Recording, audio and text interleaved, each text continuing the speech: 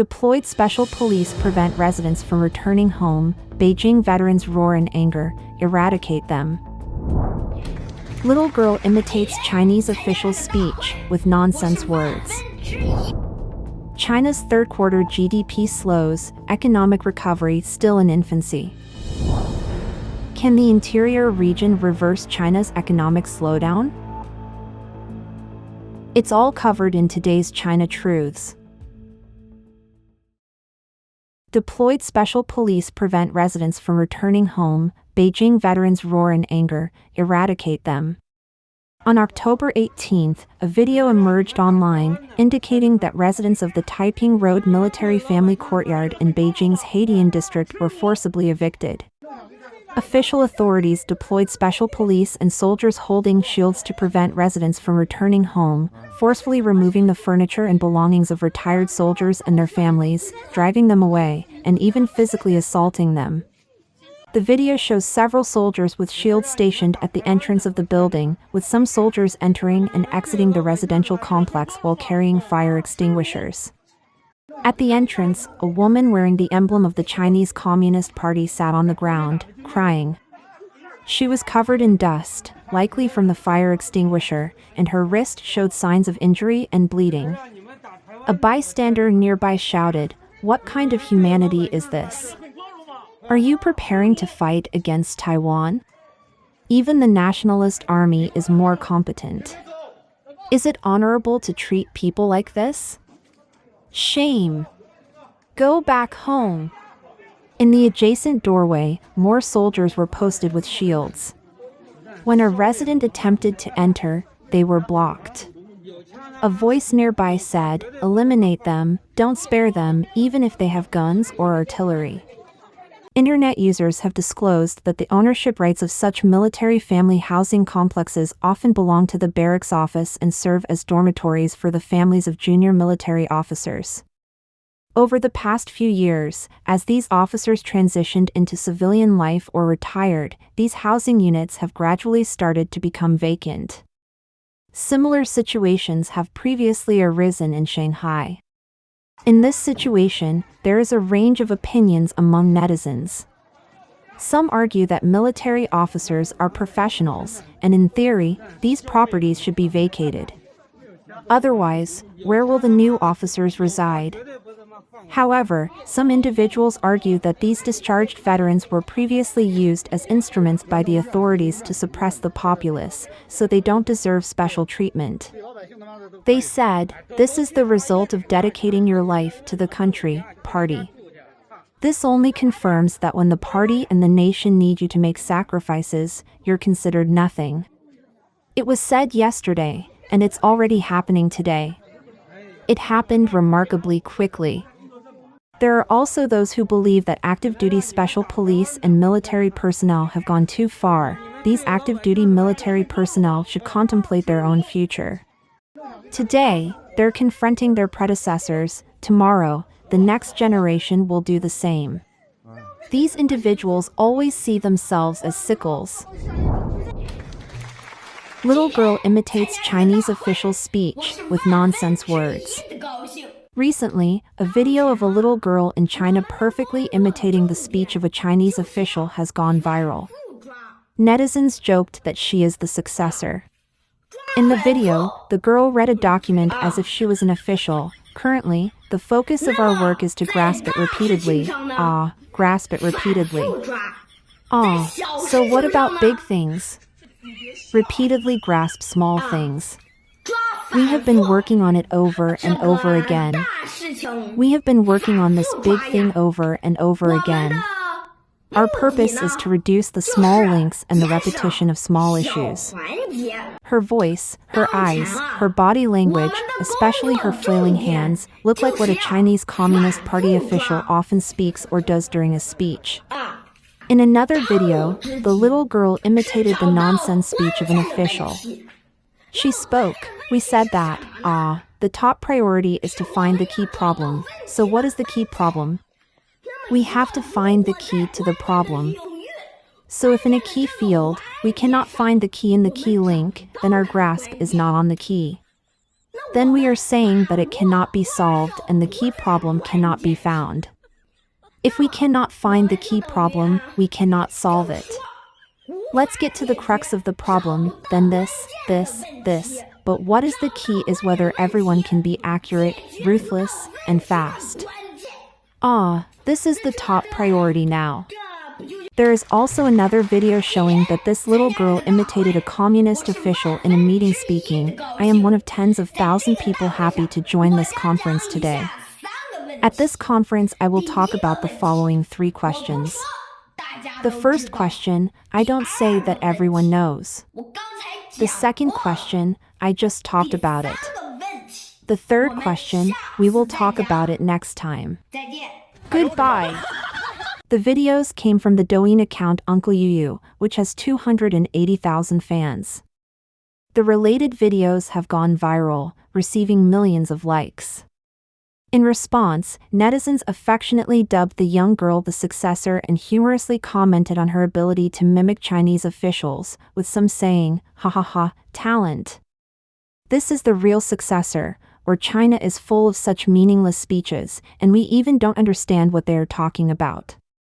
Others commented, it is a vivid imitation of the corpses of CCP officials. This little girl has really grasped the key point of the party and government officials. No matter how much she talks, she says nothing and has no responsibility. She will never be caught in a pigtail. In this society, children understand it, but adults don't? Children all know their usual style. Don't you think it's ironic? China's third quarter GDP slows, economic recovery still in infancy. Muted global demand, deflationary pressures, and a faltering real estate market continue to dent China's growth. According to the National Bureau of Statistics, NBS, on Wednesday, the world's second-largest economy slowed to 4.9% on the year in the July-September period, down from 6.3% the quarter before. The NBS also warned that the external environment was growing more complex and grave and that domestic demand was still insufficient. After nearly 3 years of zero-COVID restrictions, China opened up its economy in late 2022, providing it an instant boost early this year as more people rushed to stores and eateries. However, the post-pandemic rush suddenly stalled soon after, and earlier than anticipated. While Beijing had initially set a growth target of 5% for the full year, the financial street was quickly disappointed, and analysts started predicting that growth would likely fall to 4.5%, given that China's economy was still struggling. Against this backdrop, while the September quarter's growth beat expectations, according to the ANZ Group, China's economy is not out of the woods by any means. Analysts at ANZ wrote in an exclusive client note, although retail sales rose decently at 5.5% and jobless rate surprisingly fell to 5% from 5.2% year-on-year, the output gap remains negative as indicated by weak domestic prices, and weakness in investment suggests the real interest rate is too high. Mixed signals. According to NBS, industrial production growth stabilized at 4.5% in September and remained unchanged from August. But fixed asset investment growth slowed to 2.5% year-over-year in September, below Nomura's forecast of 3.2%. Retail sales growth, though, were stronger than expected to 5.5% year-over-year in September from 4.6% in August. Yet, the household saving rate fell well below pre-pandemic level to 30.2% in the third quarter from the previous quarter's 31.8%. According to a Nomura note, this data series is highly seasonal, and the 30.2% reading in the third quarter has already dropped below the pre-pandemic level of 32.3% in third quarter 2019, which suggests the decent post-COVID pent-up demand is unsustainable. Analysts said, the lower-than-expected numbers of many other high-frequency indicators also signal that tides are yet to turn on China's shaky recovery. Property still a drag. Nevertheless, according to analysts, while the piecemeal support measures of the recent weeks provided a temporary boost in Tier 1 cities, the rest of the country struggled with an oversupply of homes, and low confidence made it difficult for the property sector to recover. According to the NBS, property investment growth worsened to -11.2% in September from -10.9%, while in volume terms, growth of new home sales tanked by over 10% year-over-year. Growth of new home sales in value terms remained in the negative territory too, at -13.9%, and the growth of local government revenues from land sales stood at negative 19.6% year-over-year, far below the government target of a 0.4% rise for the year. Amid the worsening property collapse and the surging property credit fallout since mid-August, Beijing finally kicked off a new round of real property easing in late August. However, according to Nomura, cutting mortgage rates, lowering down payment ratios and easing restrictions on home transactions on their own were clearly not enough. China's recovery is still in infancy. Consequently, according to Moody's Analytics, the economic recovery is still in its infancy. With the property market's deterioration showing no signs of slowing, a black cloud lingers overhead. Moody's notes added, direct support for households could be the aspirin needed to shake the property hangover, but such support looks increasingly unlikely. Small wonder, then, that the NBS forecasts that China's recovery is still distant. The NBS said, "We should be aware that the external environment is becoming more complex and grave while the domestic demand remains insufficient and the foundation for economic recovery and growth needs to be further consolidated." Given that household confidence is likely to remain low and local governments' finances are likely to remain constrained in the coming year, limiting their ability to increase government spending and infrastructure investments, UBS Securities predicts that China's economic growth will be even slower in 2024, at around 4.2%. Can the interior region reverse China's economic slowdown? Central and Western China is experiencing impressive economic growth. Can they save China from the slowdown? In the article, "Does China have an economic reserve in its interior?" Mr. Milton Ezrati presented an analysis about this issue. Mr. Ezrati is the chief economist for Vested, a New York-based communications firm. While the West and Japan increasingly show a reluctance to expand existing Chinese operations, China's less developed interior still offers allures to foreign investors that might slow their departure and mitigate its otherwise ill effects on China's economy.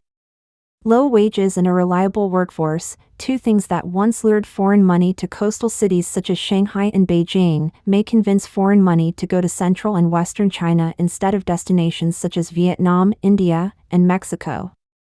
Some of this kind of movement seems to be taking place, but this continued advantage is far from a complete answer to China's economic woes. In many respects, China's poorer, landlocked western and central provinces resemble the China of the past, the China that grew at such astounding rates. Their populations are eager to work at wages far below those in Shanghai, Beijing, and other fully developed coastal cities. In general, Chinese wages have risen, a striking 10.6% a year over the last 10 years, according to the National Bureau of Statistics, but most of the gains have occurred in the fast-developing coastal cities. In the less developed Guangxi and Hunan provinces, for example, labor costs remain some 30% below those in coastal and highly developed Guangzhou or Shanghai. While Western and Japanese investment has begun to move from China's coastal cities to places like India, Vietnam, and Mexico, it has also moved inland to these cheaper provinces. Indeed, these now increasingly popular Chinese provinces seem to be doing even better than the foreign alternatives. Since 2018, for example, production and exports from 15 of China's central and western provinces have grown a striking 94%. That exceeds India, whose exports have increased 41% during this time, and Vietnam, whose exports have grown 56%. To be fair, the percent growth comparisons can be misleading.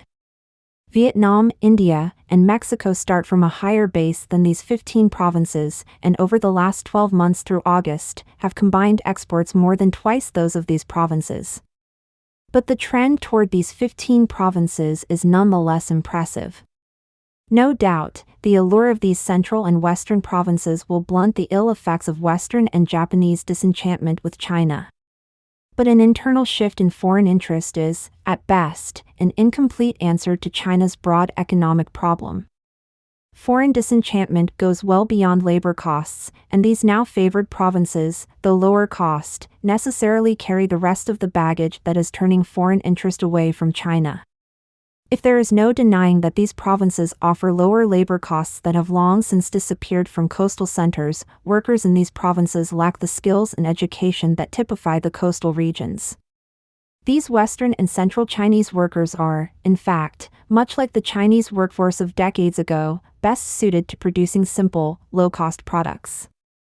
It is noteworthy in this regard that the products coming out of these central and western provinces include little or even mid-range sophistication and center instead on textiles, toys, furniture, chemicals, metals, and vehicle assemblies. Nor will these provinces avoid the longer-term economic impediments implicit in Chinese demographics. These previously neglected regions will ultimately face a shortage of young workers as decades of low birth rates across China slow the flow of young workers willing to work in the factories. Probably most significant of all is that a move to the interior will offer no relief for the major complaint of Western and Japanese investors, Beijing's increasingly intrusive policies that make business in China more difficult and riskier than elsewhere. Those odious policies will exist in Hunan and Guangxi as they do in Beijing and Shanghai. In part because of the low-cost allure of these central and western provinces, China's economy will remain potent and continue to grow, albeit at a much slower pace than in the past. The relatively recent success of these interior provinces will mitigate the extent of this slowdown, but it cannot and will not reverse it. Nor can it bring back the rapid growth of past decades. As should be clear, China's economy, wherever production is located, has severe problems, many originating in Beijing. These are not contained in the coastal hubs. They will prevail across the country and will likely persist. Don't forget to comment in the section below to share your opinions on today's topic with us. If you find the information helpful, please share this video with a friend to watch together. This will be a great source of motivation for our team to produce more and more quality and reliable videos. And also don't forget to like and subscribe to see more interesting topics from China Truths. Thank you for tuning in.